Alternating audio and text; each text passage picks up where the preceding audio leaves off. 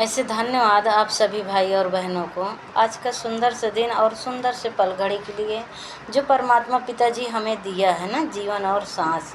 इस बात के लिए हम अपने उस पिता को बहुत बहुत धन्यवाद का भेंट चढ़ाते हैं और हम अपने पिता के लिए एक भजन गाते हैं ना।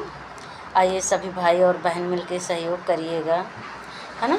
और सब एक भाई बहन एक मन एक चित लगा के परमात्मा के जब भजन को सुनोगे ना, तो परमात्मा पिता स्वर्ग के झारोखों को खोल करके हमें आशीषों के बारिश कर चुके हैं यीशु मसीह के नाम से ना। क्योंकि सत्य ही, जो सत्य है वही हमारा जीवन है ना। तो सत्य ही कहते हैं ना, परमात्मा के वचन में क्या है ना, सत्य को जानोगे तो स्वतंत्र हो जाओगे ना। सत्य को जानोगे तो स्वतंत्र हो जाओगे। इसलिए आइए हम आज उस पिता की ओर चलते हैं और सत्य क्या है वो जानते हैं इस भजन के द्वारा ना। तो परमात्मा कैसे हमारे जीवन में काम किया, इस बात के लिए बहुत बहुत धन्यवाद करते हैं उस पिता को अपने, जिसने हमें हमारे में माँ के पेट में बनाया है ना। नाही जाबै मंदिर मस्जिद, नाही जाबै तीरथ भैया, हम तो जाबै यीशु नगरिया, हम तो जाबै यीशु नगरिया, जहाँ मिली हैं धीरज भैया। नहीं जाबै मंदिर मस्जिद, नहीं जाबै तीरथ भैया, हम तो जाबै यीशु नगरिया, जहाँ मिली हैं धीरज भैया। सुख और शांति जीवन मिल गए, सुख और शांति धीरज मिल गए, जीवन लीन बचाए भैया। सुख और शांति धीरज मिल गए, जीवन लीन बचाए भैया। हम तो जाबै यीशु नगरिया, हम तो जाबै यीशु नगरिया, जहाँ मिली हैं धीरज भैया। हम तो जाबै यीशु नगरिया, जहाँ मिली हैं धीरज भैया। नाही जाबै मंदिर मस्जिद, नाही जाबै तीरथ भैया, हम तो जाबै यीशु नगरिया, जहाँ मिली हैं धीरज भैया। हम तो जाबै यीशु नगरिया, जहाँ मिली हैं धीरज भैया। हर दुख संकट से वो हमका, हर दुख संकट से हो हमका लीन बचाए हो, हर दुख संकट से हो हमका लीन बचाए हो। हम न जाबै मंदिर मस्जिद, हम तो जाबै यीशु नगरिया, जहाँ मिली हैं धीरज भैया। हम तो जाबै यीशु नगरिया, जहाँ मिली हैं धीरज भैया। नाही जाबै मंदिर मस्जिद, नाही जाबै तीरथ भैया, नाही जाबै मंदिर मस्जिद, नाही जाबै तीरथ भैया। हम तो जाबै यीशु नगरिया, जहाँ मिली हैं धीरज भैया। खत्ते और भंडार को उसने दिया है भर भैया, खत्ते और भंडार को उसने दिया है भर भैया। पूंजी लीन बचाए हो, पूंजी लीन बचाए हो। हम तो जाबै यीशु नगरिया, जहाँ मिली हैं धीरज भैया। हम तो जाबै यीशु नगरिया, जहाँ मिली हैं धीरज भैया। नाही जाबै मंदिर मस्जिद, नाही जाबै तीरथ भैया, हम तो जाबै यीशु नगरिया, जहाँ मिली हैं धीरज भैया। हम तो जाबै यीशु नगरिया, जहाँ मिली हैं धीरज भैया। तो ऐसे धन्यवाद परमात्मा का। आप सब इस भजन से बहुत आनंदित होंगे। इस बात के लिए मैं आशा रखती हूँ कि मेरे भाई और बहन इस भजन को सुन करके आपको सच्चाई क्या है वो पता हो गया होगा ना, कि पहले हमारा जीवन क्या था। बहुत ही बेकार था, इतना बेकार था कि परमात्मा ऐसा जीवन किसी मनुष्य के सामने ना लाए, खास करके हम जैसे लेडीज़ों के सामने ना लाए ना। हमारी बहुत सी बहनें बहुत से तनाव सह रही हैं, आज उन्हीं में से हम भी हैं। पर इस वीडियो को डालने का एक कारण हमारा बस यही है कि जैसे पिता ने मेरे जीवन में काम किया और जैसे पिता ने मेरा जीवन बचाया, वैसे हर एक बेटी और बेटा का जीवन बचे और हर एक बेटी और बेटा इस प्रभु को जाने और हर एक दुख कलेश से क्या हो जाए, दूर हो जाए यीशु के नाम से। यहाँ पे कुछ नहीं लगता है, यहाँ पे कुछ नहीं लगता है, सिर्फ धन्यवाद ही का भेंट चढ़ाओ और अपने परम पिता परमेश्वर से क्या करो, अपनी सारी मन्नतें पूरी कर लो, अपनी सारी मन्नतें पूरी कर लो। क्योंकि तुम्हारा वो यहोवा पिता क्या है ना, बहुत महान है, इतना महान है क्योंकि वो एक हमारा स्वर्गीय पिता है, वो हमें बनाने वाला पिता है, वो हमें जीवन और सांस देने वाला पिता है। उसने अंबर और धरती को भी बना दिया और उसने क्या है ना, हमें हमारे माँ के पेट में बना करके और धरती पे सारी उपज को बना करके क्या किया, हमारे खाने और पीने की सारी चीज़ें उपलब्ध कर दिया ना। जब उसने सब कुछ कर दिया है और उसने जब हमें बनाया था हमारे माँ के पेट में, तब हमें कोई कलेश नहीं थे। पर ये कलेश हमारे आए कहाँ से ना, ये कलेश हमारे जब हम धरती पे आते हैं ना, तो यहाँ पे क्या है ना, यहाँ पे हमें सारा कलेश मिला। फिर हमें किसी ने ये नहीं बताया है कि तुम्हारा स्वर्गीय पिता है, तुम्हारा बनाने वाला पिता है, तुम अपने उस पिता से बोलोगे तो तुम्हारे कलेश दूर हो जाएंगे। और किसी ने हमें ये नहीं बताया है कि अपने उस पिता से मांगोगे तो तुम्हें मिलेगा। हमें ये ज्ञान नहीं था, हमें ये ज्ञान नहीं था, इसलिए हम इतने दुख और कलेश में थे। बच्चा जब पैदा होता है तो वो ये नहीं जानता कौन मेरा माता है कौन मेरा पिता है, उसको बताया जाता है, उसको बताया जाता है, तब वो जानता है कि हाँ ये मेरे माता, ये पिता, ये मम्मी, मामी, मामा, मौसी, हर एक शब्द को उसने क्या पहचानता है। फिर हमें तो क्या है, हमें तो वो ज्ञान मिला कि ये हमारे सब है। हमें किसी ने ये नहीं कहा कि मम्मी और पापा तो बता दिया गया है कि हमने तुम्हें जन्म दिया है और हमने तुम्हें क्या पाला है, पर किसी ने ये नहीं हमें बताया कि तुम्हें किसी ने बनाया है, ये जीवन और सांस तुम्हें किसी ने दे रखा है। हे मेरे भाई और बहनों, आज हमारे माँ बाप हमें जन्म दिए और पाला, पर हमारा पालनहार कौन है, वो परमात्मा है। हमें बनाने वाला कौन है, वो पिता है। हमें जीवन और सांस देने वाला कौन है, वो प्रभु है। क्योंकि जिससे आज तक क्या थे, हम अनजान थे, हमें तो किसी ने उसके बारे में क्या है बताया ही नहीं था। पर हम कब जाने कि हमारा असली पिता कौन है।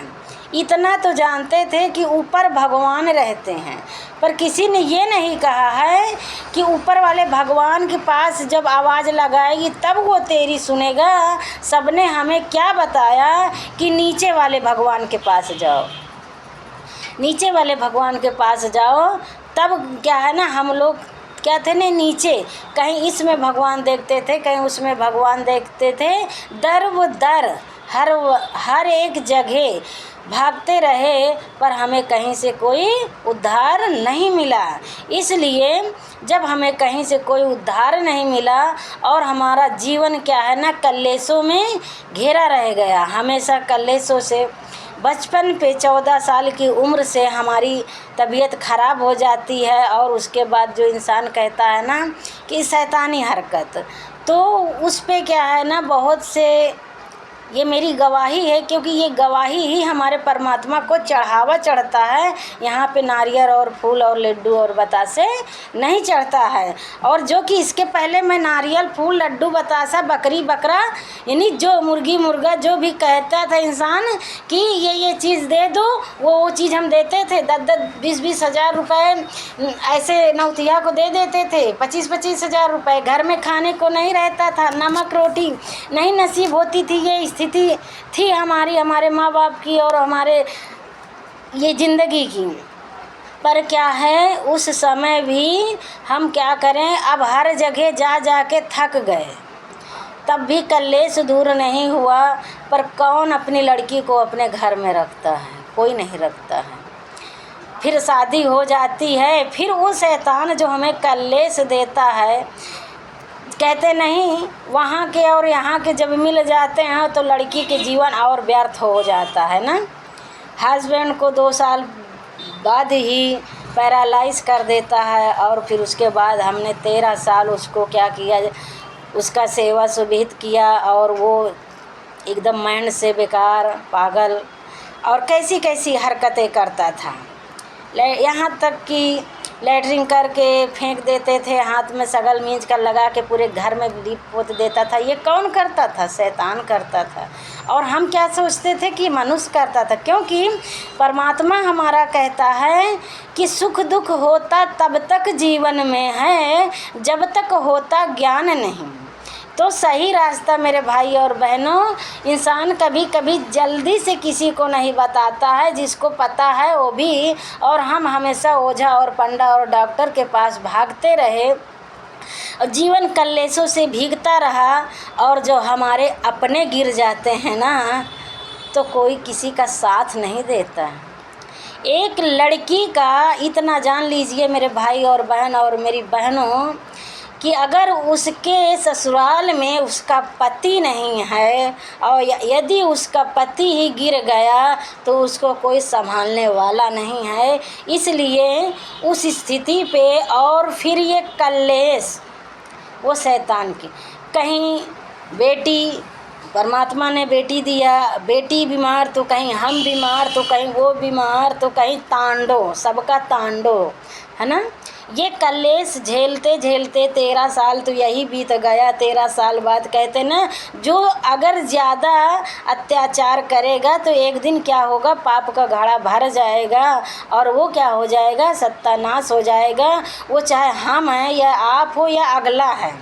इंसान सोचता है कि हम जो कर रहे हैं हमें क्या कोई देखता नहीं है। पर है मेरे भाई और बहनों, यहाँ पे हमारी ये भूल है। वो परमात्मा सबकी लेखा और जोखा लेता है। वो इंसान इंसाफ सबके साथ करता है, इंसान नहीं किसी के साथ इंसाफ कर पाता है। तो एक दिन होता है ना, जब हस्बैंड एक्सपायर हो जाते हैं, बहुत दिक्कत होती है। तो फिर तब तो अपने और पराए हो जाते हैं ना। फिर कैसे इस दुकान से सिलाई करके बच्चों को पाला और हालातों से लड़ा और इस मुसीबत से लड़ी। आए दिन तबीयत ख़राब रहती थी, फिर भी हम दुकान आते रहे। बच्चे नहीं जाएंगे दुकान तो बच्चे को कैसे पालेंगे, किराया कैसे देंगे, पढ़ाएंगे कैसे, लिखाएंगे कैसे, ऐसे करके 2 बेटियां हैं हमारे पास। इसी तरह लगा था। और फिर क्या होता है, ये शैतान तो अपने हरकत से बाज नहीं, कहीं ये बीमारी बनाता था, कहीं वो बीमारी बनाता था। पर क्या करें, मजबूर थे। जितने दिन दवा से चलते थे, ठीक हो जाते थे, फिर ओझा पंडा की तरफ भागते थे, फिर डॉक्टर के पास भागते थे। 2-4 दिन का ठीक रहे या ना रहे, दवा भी चलती थी, दुआ भी चलते इतने साल बीत गए, 30-38 साल हो गए। और उसके बाद क्या होता है, कोरोना काल में 15 दिन बहन की शादी पड़ी थी, तभी उसको तबीयत उसकी ख़राब हो जाती है और फिर वो भी एक्सपायर हो जाती, अच्छी खासी सुंदरता बहन। और उसके बाद फिर क्या होता है, हमारी तबीयत और बिगड़ जाती है। उस शैतान की बात बता रही हूँ, जो शैतान क्या कहता था कि मुझे इतना दे दो मैं अच्छा हो जाऊँगी। जो नौतिया क्या कहता था, मैं इतना लूँगा, इतना मुझे बैलेंस चाहिए और इतना चढ़ावा चाहिए, हर कुछ कहते थे। और हर एक मंदिर मस्जिद में जाते थे और बचपन से भोलेनाथ के भक्त भी थे। बहुत ज़्यादा, इतने ज़्यादा भक्त थे कि कभी हम पानी नहीं पीते थे, चाहे जितना दिन का दिन उपवास रह जाते थे, 24 घंटा पर बिना नहाए पानी नहीं पीते थे। फिर होता क्या है, यहाँ पे बहन एक्सपायर कोरोना काल में हो जाती है तो हमारी तबीयत और बिगड़ जाती है। हमारी इतने दिन से कलेशों से झेलते झेलते इतने साल आ गया, और हर दिन एक दिन मेरा एक जन्म के जैसे कटता था। और फिर क्या होता है, जब मेरी तबीयत और ज़्यादा बिगड़ गई तब फिर दवा और दुआ और भी नहीं काम करती थी। तो इसके पहले जो काम करता था पर अब और नहीं काम करती थी, और नहीं काम करती थी। उस बहन लाडली थी, उसके एक्सपायर होने के बाद सबको सगमा लगा, शोक में तो सब पहले से ही थे। फिर उसके बाद होता है क्या, ये होता है कि अगर इनको कुछ हो गया, मेरे भाई का नाम ले करके कि इनको कुछ हो गया ना तो तुम्हारे घर में बहुत बवाल हो जाएगा, बिगदर हो जाएगा, फिर किसी को संभालना मुश्किल हो जाएगा। पर करें तो क्या करें, कहाँ जाएं। बहुत डॉक्टर और बहुत वैद्य और बहुत जो है दिखाया, मेरा भाई, बाप, मौसी, मामा के लड़के सब लोग ससुराल से घर चली गई, यहाँ तो कोई पूछने वाला ही नहीं था। और फिर उसके बाद एक नौतिहा के पीछे मेरा भाई 4 दिन दौड़ा, इसलिए जब वो जहाँ जाता था कि मैं वो यहाँ हूँ आ जाओ, और वो वहाँ जाता था तो वहाँ से वो कहीं और चला जाता था। वो इतना फेमस था कि इसको बुलाने वाले लगे थे।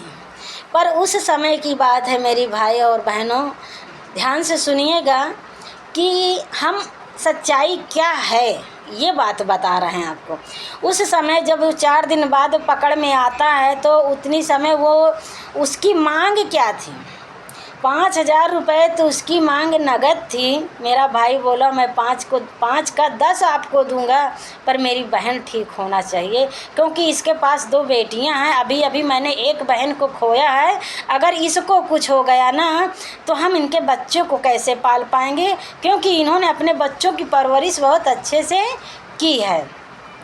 और उसके बाद होता क्या है, वो कहता है ठीक है, पूरे जंगल की लकड़ियाँ, जितने पेड़ थे उस पेड़ की लकड़ियाँ उसने मंगवाया।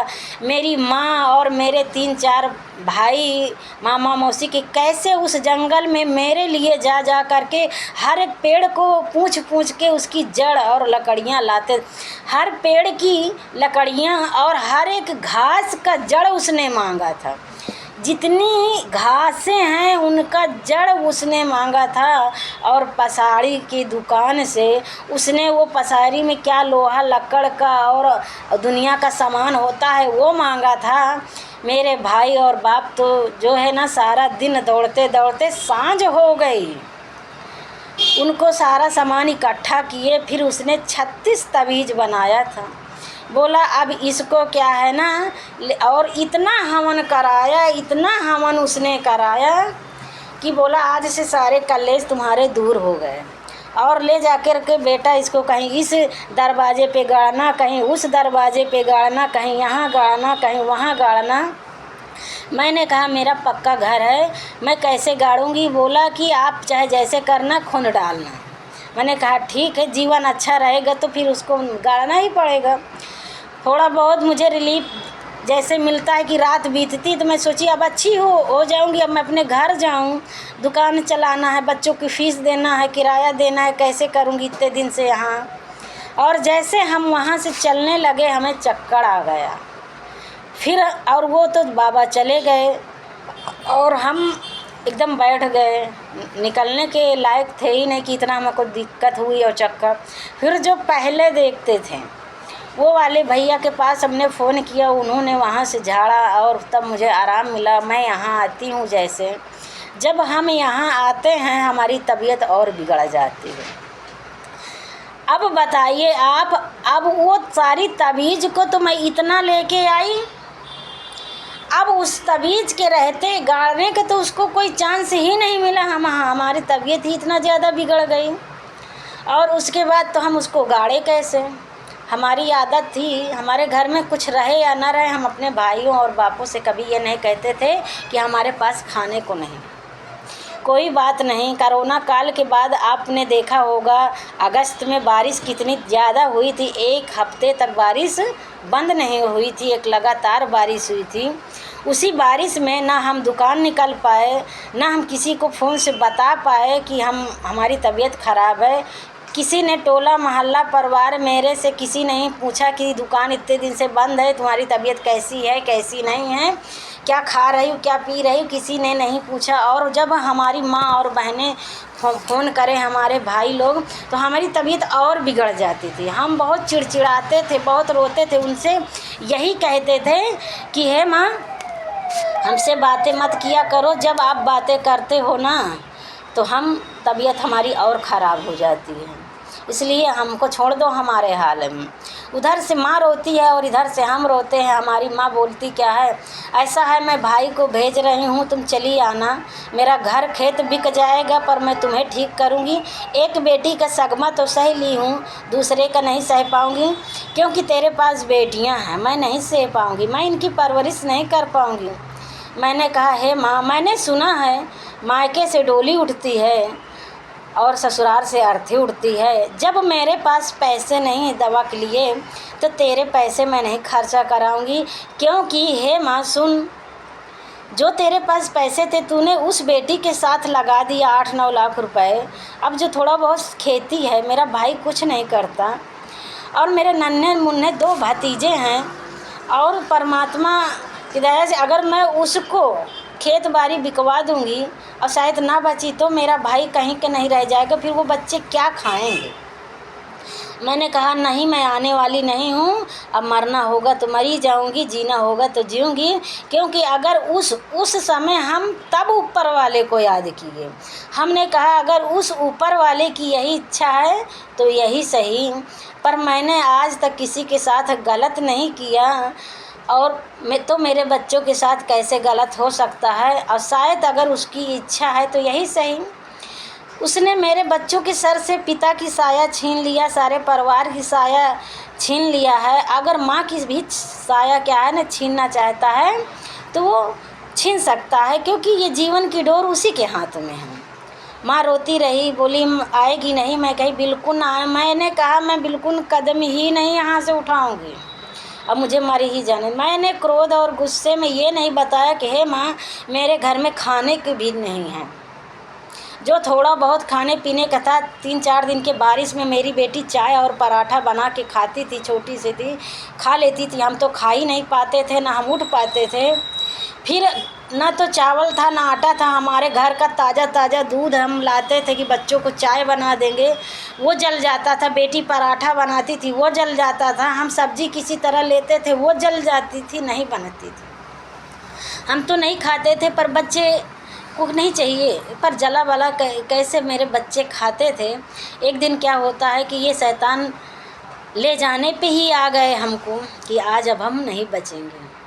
उस समय बड़ी वाली बेटी का इतना ज़्यादा बुखार भी रहता है, और क्या होता है, और हमको मौत बांध लेती है और लेके चलने लगती है जब, तो हम बहुत तेज़ी से झटकते हैं। हाथ पैर जो ये शैतान बांध के लेके चलने लगते हैं तो बहुत तेज़ी से हमने पैर और हाथ को झटका तो बेड पे क्या फिर गिरे। बेड से हम इतने ऊपर हम उठ जाते थे। बेटी झझक करके बोलती है हे माँ क्या हुआ तुझे, हे माँ क्या हुआ तुम्हें। मैंने कहा कुछ नहीं, मन में सोचा बच्चे डर जाएंगे। फिर रात को 11 बजे फिर यही चीज़ हुआ हमारे साथ, और टीवी चल रही है। बेटी का इतना ज़्यादा बुखार था, और हमने जब देखा वहाँ पे, फिर लास्ट में हमको बताना पड़ा जो दोबारा हमारे साथ ये हादसा हुआ। तो बच्चे मेरे आ करके दोनों लिपट के रोने लगी। एक बेटी बोलती है माँ भूख लगी है, एक बेटी बोलती है माँ कैसे होगा। मैंने कहा कुछ नहीं, दोनों बच्चे रोने लगे। और उस समय हमने यही सोचा कि आज की रात जी जाएंगे तो कल जाएंगे कहीं से उधार बाढ़ी लाएंगे और रख देंगे। जो भी 2-4-10 दिन चलेगा मेरे बच्चे यही सोचेंगे मेरी माँ मरते मरते मर गई, पर हमारे लिए खाने की चीज़ कुछ रख कर गई है। पर जब हम फिर सो गए, जब तीसरी बार हमारे साथ अटैक हुआ यही 12:30 बजे, फिर ये शैतान बांध कर हमें लेके जाने लगे। जब फिर मैंने झटका और फिर मैं गिर गई बेड पे। फिर बच्चे झटक उठे, मम्मी क्यों इतना ज़्यादा चौंक जाती हो, क्या बात है। फिर बच्चे आए, लिपट के रोने लगे, फिर वो कुछ ज़्यादा है। फिर हम अपने आप को भी नहीं संभाल पाए। 2 बार तो मैंने अपने आप को संभाला, बच्चों से ना बताऊं। फिर उस समय हमें बच्चों का चेहरा देख करके और हमने क्या किया, ऐसा लगा कि ये इतने सुंदर सुंदर मेरे बच्चे दूर हो जाएंगे मुझसे, ये दूर हो जाएंगे। अब आज मेरे घर में खाने की भी चीज़ नहीं, ये बच्चे मेरे कैसे क्या खाएंगे। आज ही मेरे रहते कोई इनके सर पे हाथ नहीं रखा तो कल मेरे न रहने पे इनका क्या होगा। बच्चे जब रोने लगते हैं, फिर हमने कहा बेटा ऐसी ऐसी घटना मेरे साथ 3 बार हो चुकी, शायद अब नहीं बचूंगी। हमने कहा कि शायद बेटा अब हम नहीं बचेंगे, इसलिए अब मत रो, रोने का समय गया। स्ट्रॉन्ग मम्मा की स्ट्रॉन्ग बेटी, बड़ी बेटी को तो मैं अपने से दूर कर दी ऐसे करके, और छोटी को छपटा ली। मैंने कहा मैंने दुकान बनवा दिया है, दुकान पे ही रहना, मामा को बोलना सामान भर देगा। एक मेरी फ्रेंड थी, मैंने कहा उसके साथ तुम चौक चली जाना, सामान ले आना, और तुम पढ़ाई बंद कर देना, इसको पढ़ा लेना, अब कहीं मत जाना किसी के दरवाजे, और हम तुम्हारे साथ हमेशा रहेंगे। हमको याद करके तुम इतने सारे काम को करना बेटा, हम तुम्हारे साथ रहेंगे। अब नहीं बच पाएंगे, हमको ये हालात आ गई थी, उठ तो पाते ही नहीं थे। उसके बाद उस समय मेरी बेटी बोलती है, माँ अगर तुम्हें कुछ हो गए तो मैं किसी को क्या करूँगी, माफ़ नहीं करूँगी। मैं दुआरे किसी के जाने की तो बात ही मत करिए, किसी का भूखन मर जाएंगे पर किसी का एक और ग्रहण नहीं करेंगे, पर क्या है हम किसी को माफ़ नहीं करेंगे। उस समय रात को 12:30 बजे ऐसे बच्चों से कहते कहते 1 बज जाता है जब। फिर उसके बाद हम कहा हे ऊपर वाले, क्या कोई ईश्वर ही नहीं कि जो मुझे बचा सके। पर मैंने तो कभी किसी के साथ गलत नहीं किया, हमेशा भूखों को खाना दिया, भिखारी को भीख दिया, प्यासे को पानी दिया, खुद ना खाई खिला दी, खुद ना पहनी उसको कपड़े दे दी, और हमने कभी गलत रास्ता किसी को नहीं बताया, किसी का धन और दौलत छीन के हमने नहीं खाया, और हमने ये भी कभी नहीं किया है कि हम किसी को गलत रास्ता दिखाएं हो या किसी का 4 पैसा खाएं हों। फिर मेरे साथ ऐसा क्यों। हम उस ऊपर वाले से सवाल जवाब करना चालू कर दिए, और जब हम ऊपर वाले से सवाल जवाब चालू करते हैं तो हमारे मन में क्या आता है, बहुत पहले हमने यीशु मसीह का नाम सुना था, वो बात याद आती है कि यीशु मसीह के यहाँ कोई जाता है तो अच्छा हो जाता है। हमने कहा अब इस लायक तो हूँ नहीं कि मैं कहाँ जाऊँगी, और मुझे पता भी नहीं कहाँ होती यीशु मसीह की प्रार्थना। मैंने माइंड में मेरे आया क्या कि मोबाइल में गूगल में मैं बोलूं, हमने यीशु मसीह की प्रार्थना बोला, और उस बहन का हम नाम नहीं जानते हैं, वीडियो में वो बहन है, उस बहन की प्रार्थना आई, और उस बहन की जैसे ही प्रार्थना हमने एक प्रार्थना सुना आधा घंटा की, उसके बाद इतने अच्छे हो गए। दूसरी प्रार्थना सुने तो हमें नींद आ गई, और जैसे हमारी आँख हल्का मुंदती ही है कि सारे बॉडी से हमारे निकल करके जितने ऐसे भीड़ लग गई कमरे में, जो शैतान ले जाने वाले थे, जिसमें से उसमें मेरी बहन भी आगे निकली, और हमने उसको डांटा। हम कहे तुझे नहीं समझ में आया, तेरी बहन इतने सालों से कल्लेस काट रही है, दर्द देने में ज़रा से शर्म नहीं आई है। बोली मैं आ नहीं रही थी, ये लोग मुझे मार मार कर लेके आए हैं। वो लोग बोले हम तुझे लेने आए थे, तू यीशु मसीह की प्रार्थना क्यों सुन ली। उसी समय मैंने झटक कर फिर उठा, मैंने कहा हाँ ये बात है।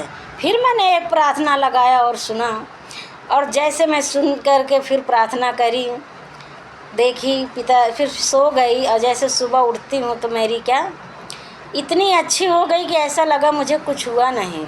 मेरी बेटी भी बिल्कुल अच्छी हो गई, सब कुछ अच्छा हो गया। और उस दिन फिर मेरे घर में कुछ खाने को नहीं था। एक मेरा तोता का गल्ला था, उसमें 10 रुपए फंसा था, मेरे पास पैसे भी नहीं थे।